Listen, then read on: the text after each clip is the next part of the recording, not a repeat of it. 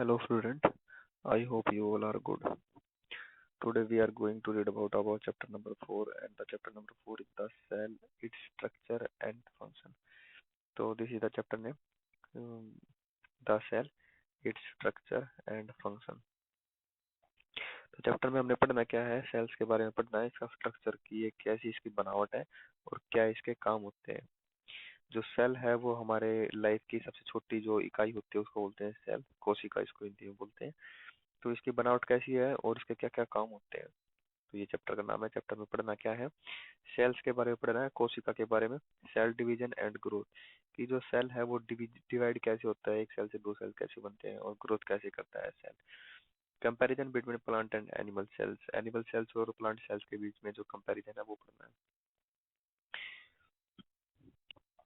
As we know our body is made up of many cells, हम जानते हैं कि जो हमारी बॉडी है वो काफी तरह के सेल से बनी हुई है। हमारी बॉडी में बहुत ही टाइप के सेल हैं and these cell are basic of the structure of our body. बोला है कि जो ये सेल होते हैं वो हमारी बॉडी का बेसिक स्ट्रक्चर होते हैं, जो सबसे छोटी इकाई होती है जो हमारी बॉडी बनती है जिससे, जैसे कि कोई हमें वॉल बनानी है, दीवार बनानी है, उस दीवार को बनाने के लिए हमें ईंट चाहिए। तो जो ब्रिक्स होती है, ईंट होती है, वहां पर वो सबसे छोटी इकाई होती है। उसी तरह हमारी बॉडी की जो सबसे छोटी इकाई है वो सेल है। Can you fill in the blank of given hierarchy to complete, देखो ये अनुक्रम है। हियरार्ची का मतलब, ये जो हियरार्ची है इसका मतलब होता है अनुक्रम।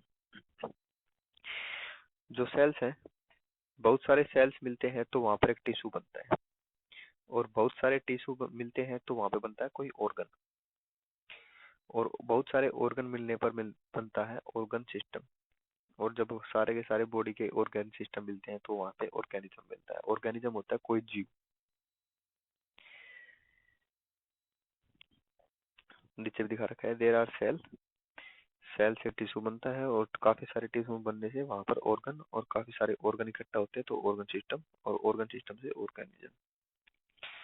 डिस्कवरी ऑफ सेल, की जो सेल्स अभी कोशिका हमने पढ़ा है उसकी डिस्कवरी कब हुई, कैसे हुई। Cell are the basic structure of all living being, yet they remain undiscovered for a long time. कह रहे हैं कि हमारी जितने भी लिविंग बीइंग्स होते हैं, जीवित प्राणी होते हैं, उनका जो बेसिक स्ट्रक्चर होता है वो सेल होता है। और जो ये सेल है वे अनडिस्कवर्ड थे काफी पहले टाइम से, जो पुराना टाइम था जब माइक्रोस्कोप का पता नहीं था कि माइक्रोस्कोप क्या होता है, उसका डिस्कवर नहीं होता तो सेल्स के बारे में भी नहीं पता था। This is because the majority of the cell are too small to be seen by the naked eye. कह रहा है कि काफी समय पहले हमें सेल्स के बारे में नहीं पता था कि सेल्स होते हैं, बाद में पता लगा। वो इसलिए नहीं पता था क्योंकि कुछ समय बहुत साल पहले माइक्रोस्कोप नहीं था, तो जो सेल्स होती है काफी छोटी होती है जिनको हम अपनी बिना लेंस या फिर बिना माइक्रोस्कोप से हम नहीं देख सकते सेल्स को। It was only after the advent of optical instrument in the 17th century, बोल रहा है कि जो 1700 ईस्वी, 1700 ईस्वी में ऑप्टिकल इंस्ट्रूमेंट जैसे कि लेंस है, माइक्रोस्कोप है, इनका आविष्कार हुआ, तब हमें सेल्स का पता लगा था।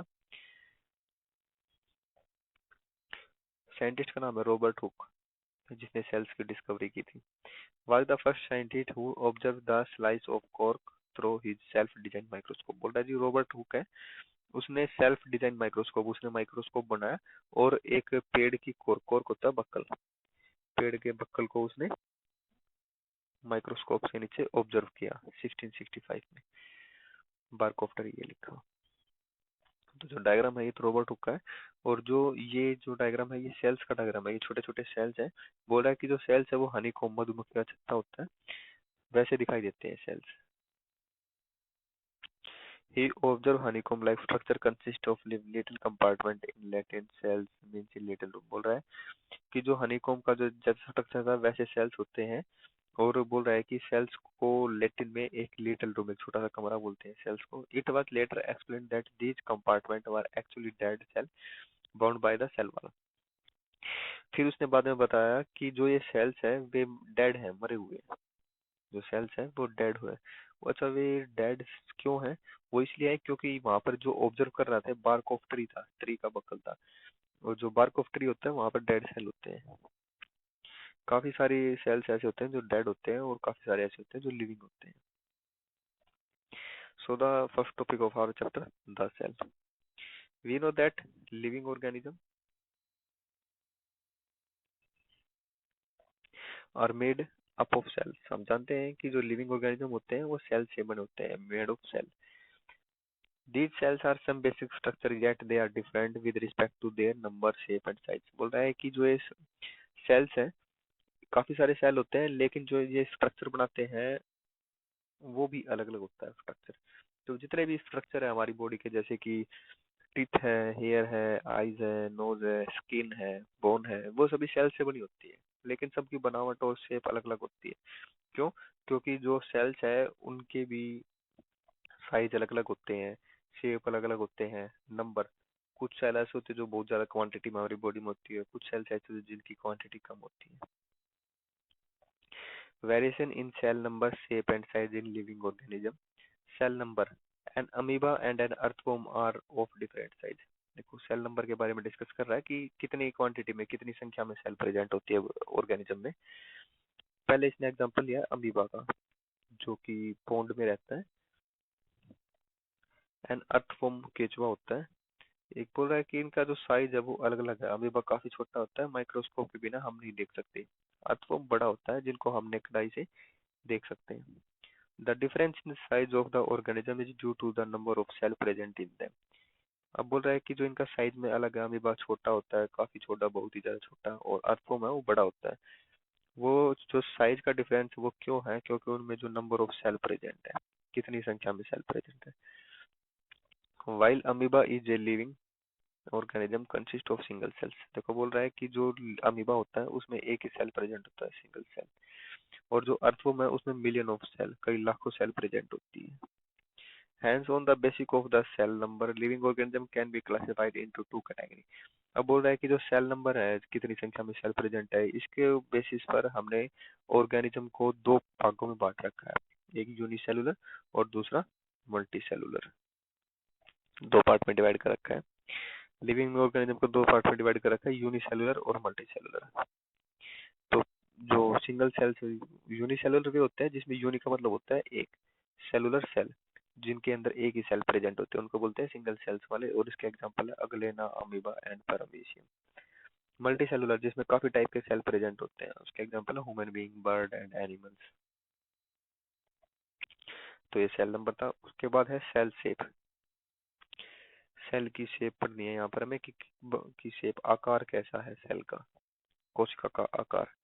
The shape of cell differ not only in the different organism but also in different organ of the same organism। बोल रहा है कि जो सेल की आकार होता है वो अलग अलग जीव में अलग अलग होता है। ये कह रहा है यहाँ पर ये कि अलग अलग ऑर्गेनिज्म में अलग अलग शेप होता है। और कह रहा है कि यही नहीं, बल्कि जो एक ऑर्गेनिज्म है, एक ऑर्गेनिज्म में जो अलग अलग ऑर्गन है, जैसे हैंड्स है, लेग्स है, हेड है, फेस है, वहां पर भी अलग अलग शेप होती है। तो different organ has different shape of cell. देखो ये बताया, एक ऑर्गेनिज्म में सेम ऑर्गेनिज्म मतलब कि एक ही ऑर्गेनिज्म, जैसे कि मनुष्य है, मनुष्य में जो सेल्स होती है उनका शेप भी अलग अलग होती है। जो अलग अलग ऑर्गन है, डिफरेंट ऑर्गन है मनुष्य में, जैसे कि पैर है, legs, hands and face, skin, तो ये अलग अलग ऑर्गन है, डिफरेंट ऑर्गन है, इनमें जो शेप होती है सेल की वो भी डिफरेंट होती है। They may be oval, spherical, cuboid. Shape बता रखे हैं कि जो सेल की शेप है वो ओवल हो सकती है, जैसे अंडाकार है, स्पेरिकल हो सकती है, क्यूबॉइडिकल हो सकती है, फाइबर हो सकती है, polygonal. These shape are influenced by their location and function in their tissue। बोल रहा है कि जो ये शेप होती है, सेल की जो शेप है वो उनकी लोकेशन के आधार पर होती है और उनके फंक्शन की, वे क्या काम कर रही है और कहाँ पर उनकी लोकेशन है, इस पर डिपेंड करता है कि सेल की शेप कैसी होगी। For instance in nerve cell has transmit. जैसे कि अब एग्जांपल ले रहा है कि हमारी बॉडी में एक नर्व सेल होती है। नर्व सेल का काम होता है मैसेज को ट्रांसफर करना, इसलिए इसकी शेप कैसी होती है, लंबी, बिल्कुल पतली सी और लंबी होती है। Nerve cell has to transmit nerve impulse. बोल रहा है कि नर्व इम्पल्स को ट्रांसफर करती है एक ऑर्गन से दूसरे ऑर्गन में। तो इसलिए जो नर्व सेल है उसकी शेप होती है लॉन्ग फाइबर लाइक स्ट्रक्चर, लंबा फाइबर लाइक स्ट्रक्चर है, ये दिखा रखा डायग्राम में नर्व सेल। ये fibre like, long fibre like structure है। और कुछ डायग्राम दिखा रखे हैं, लीवर सेल है, फैट सेल, मसल सेल और ये ब्लड सेल। अमीबा का डायग्राम दिखाया है और चालोमेडोनास का डायग्राम दिखाया है। ये शेप ऑफ सेल है, देखो ये ऐसी शेप की सेल है और ये ऐसी शेप की सेल है। उसके बाद है cell size.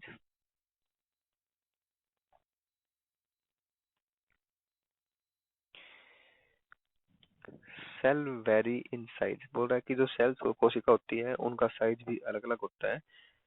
The smallest cell PPLO pleuropneumonia like organism also called mycoplasma is about 0.1 micron in diameter. देखो बोल रहा है कि सेल का साइज जो अलग अलग होता है, और जो माइक्रोप्लाज्मा है पीपीएलओ बोलते हैं जिसको, उसमें उस सेल का साइज 0.1 माइक्रोन, काफी छोटा साइज होता है।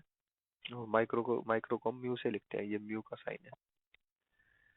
जिसका डायमीटर जो माइक्रोन है उसका डायमीटर 10⁻⁻⁶ मीटर, काफी छोटी सेल होती है। दिस तो एक सेल का साइज इसने यहाँ पर बताया है, दूसरी सेल का साइज यहाँ पर बता रहा है। देखो दूसरा क्या है, ओस्ट्रिच एग, जो स्तरमुख का एग होता है, अंडा। Is considered to be largest cell, ये सबसे बड़ी सेल होती है और इसका जो साइज होता है वो होता है 170 millimetre. The hen egg is also represent a single cell that is big enough to see with the naked eye। बोल रहा है कि जो हैंड सेल, जो हैंड्स का एग होता है, मुर्गी का अंडा, उसके अंदर भी एक सिंगल सेल प्रेजेंट होती है, वो भी काफी बड़ी होती है जिसको हम नेक्ड आई से देख सकते हैं। तो ये सेल साइज था। उसके बाद जो नेक्स्ट टॉपिक है वो है पार्ट ऑफ सेल, ये हम अगली वीडियो में पढ़ेंगे। Thank you.